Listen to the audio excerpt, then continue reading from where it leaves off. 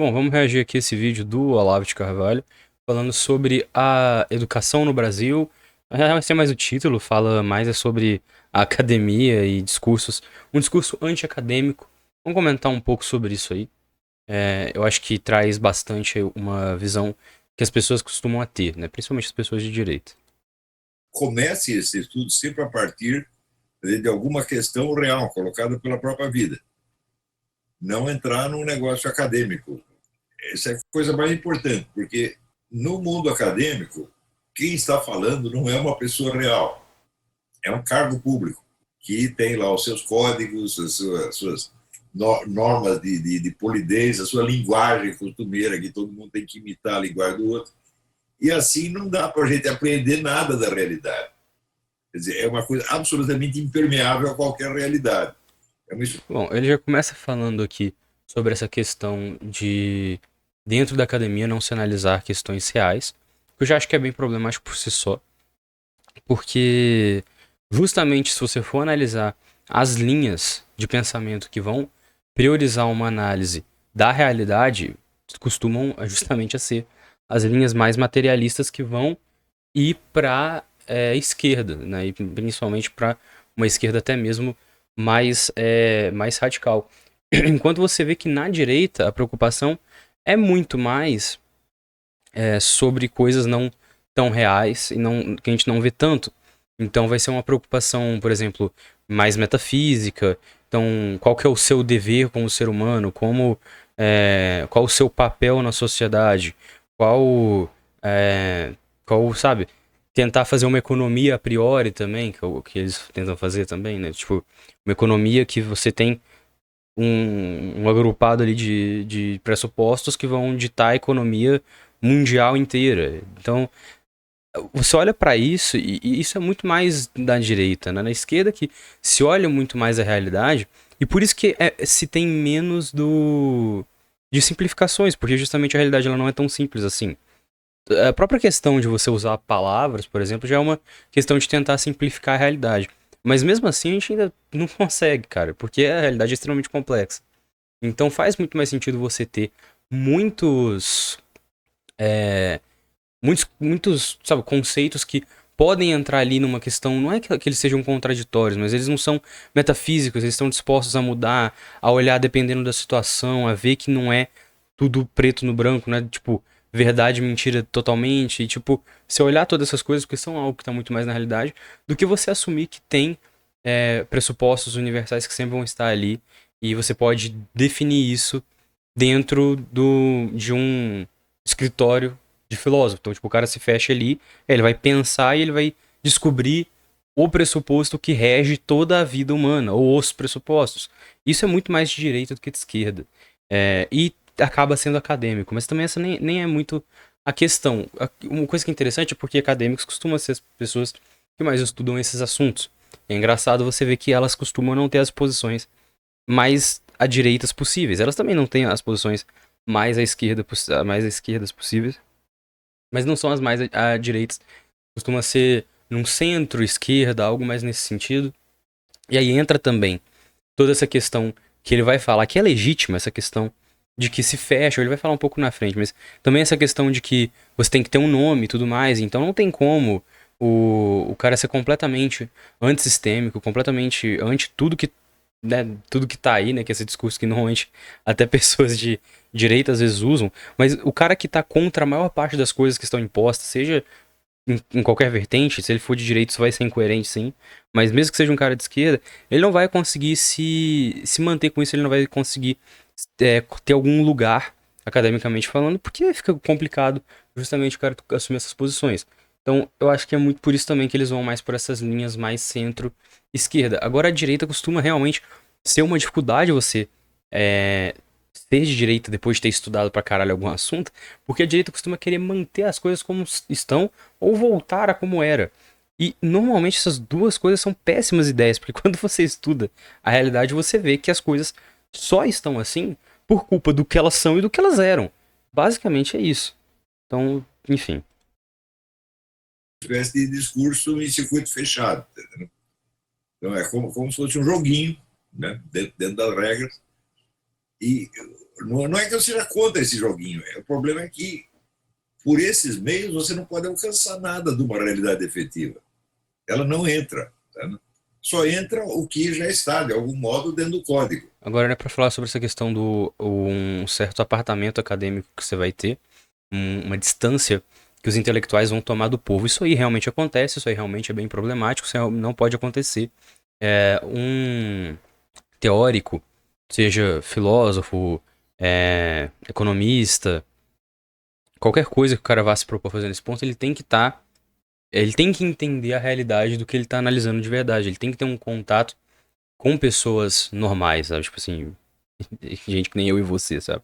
Ele não pode se fechar para entender como funciona a sociedade, como as pessoas são oprimidas e o que as pessoas querem e o que as pessoas têm direito, se ele se só conversa com pessoas que estão numa certa elite acadêmica, por mais que não vai ser uma elite real, mas porque eles ainda estão não são burgueses, alguns podem ser, mas não necessariamente são.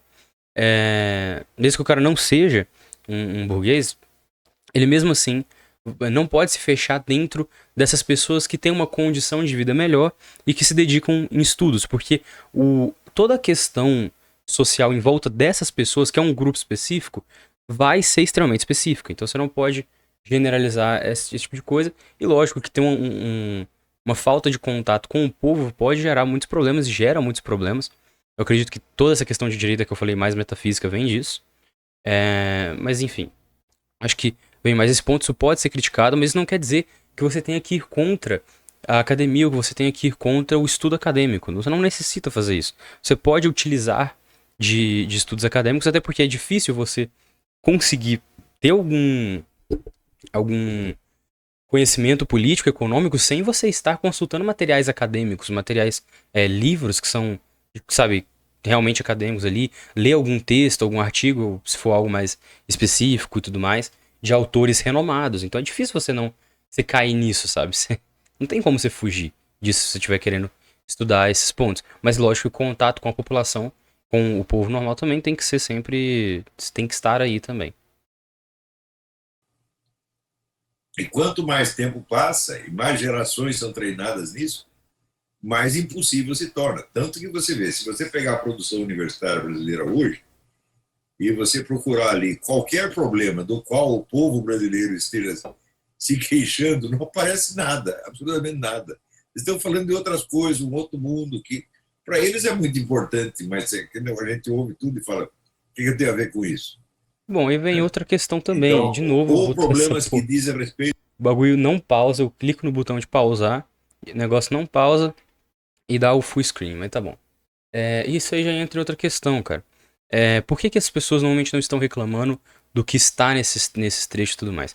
Isso aí costuma ser, cara, justamente porque as pessoas elas não têm um treinamento, né? Vamos dizer assim, que é a palavra que ele usou, né? São as gerações que são treinadas a isso, mas as pessoas não têm as ferramentas necessárias para fazer uma análise de conjuntura um pouquinho melhor para entender o que está acontecendo de verdade.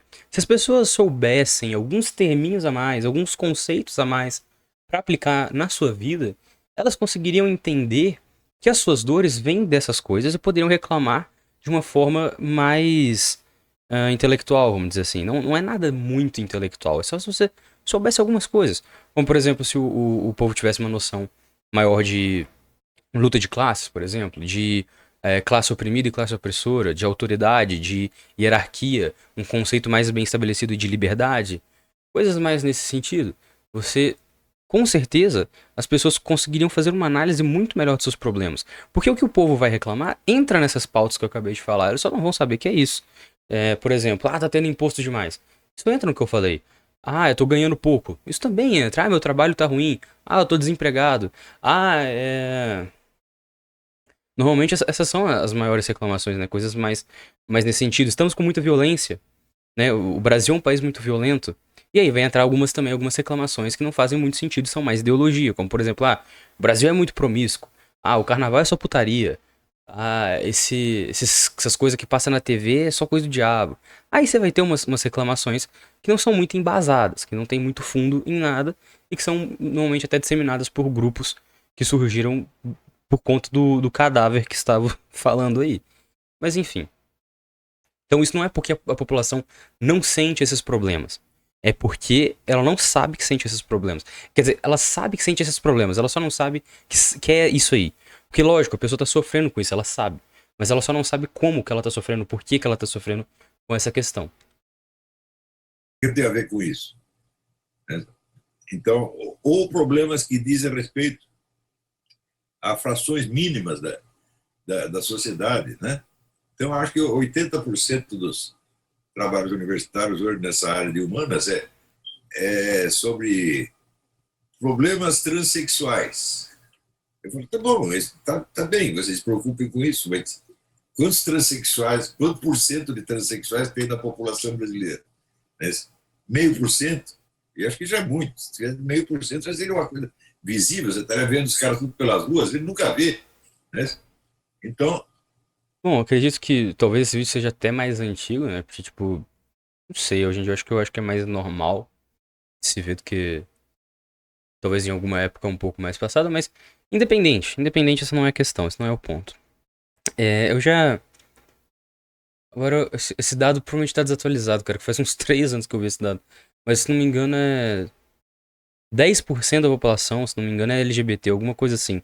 Só que aí você vai entrar em toda a sigla, né? Então você vai ter então, bissexuais, homossexuais e transgêneros também vão estar inclusos. Então isso aí dá uma.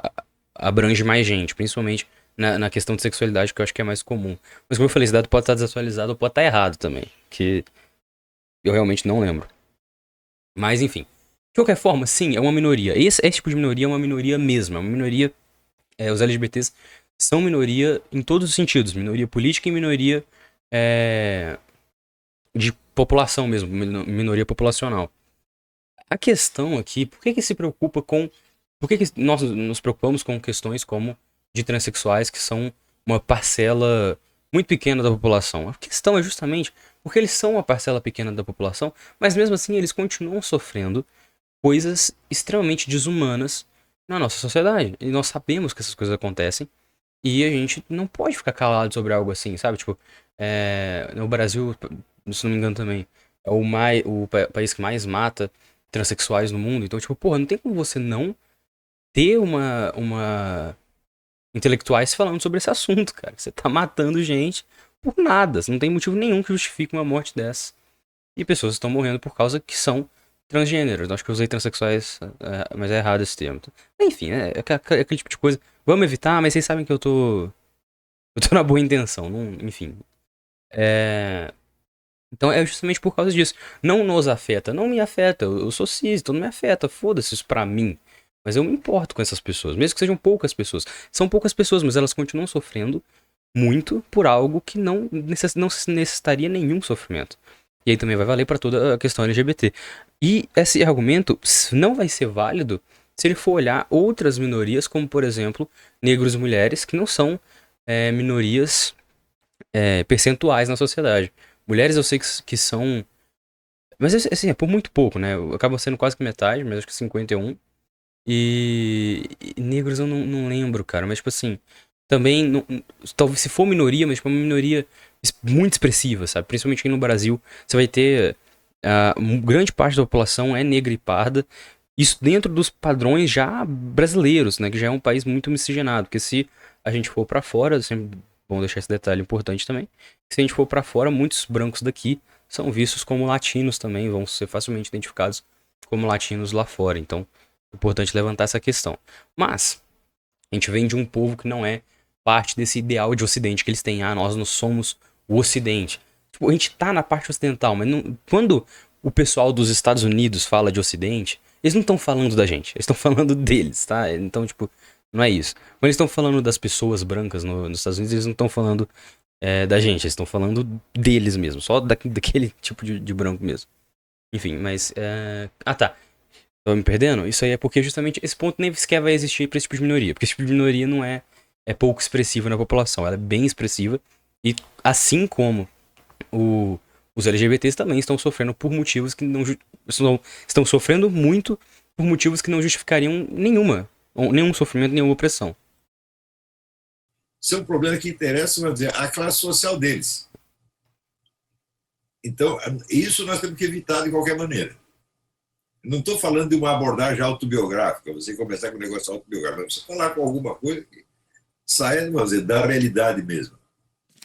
Bom, todas essas questões elas saem da realidade e não é que interessa a classe deles, interessa até mesmo a classes que não se pertencem. Por exemplo, eu tô aqui defendendo que minorias que eu citei aqui. Eu citei negros, mulheres e LGBTs, não faço parte nenhuma dessas classes. Mas tô aqui defendendo elas, porque não é porque eu não faço parte dessas classes que isso me impeça de entender que é um puta absurdo que pessoas dessas classes sofram por isso, né? Essas classes, usando o termo dele, que desses grupos seria o termo mais adequado, né? Porque classe a gente só tem duas, mas enfim.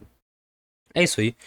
Porra, o vídeo ficou bem mais longo do que eu pensei que fosse ficar, mas é porque o Olavo ele faz aquela falácia lá de falar muita merda rápido.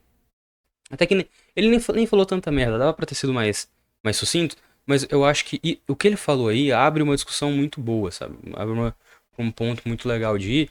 Eu acabei deixando aí, não ficou tão longo assim também, mas dava pra ter sido um vídeo de uns 9 minutos tranquilamente. Mas, enfim, sei lá, acho que foi importante o que eu falei. Se você gostou ou não gostou, like, dislikes, comentários, se inscreva se não for inscrito. É isso aí, falou e vejo vocês no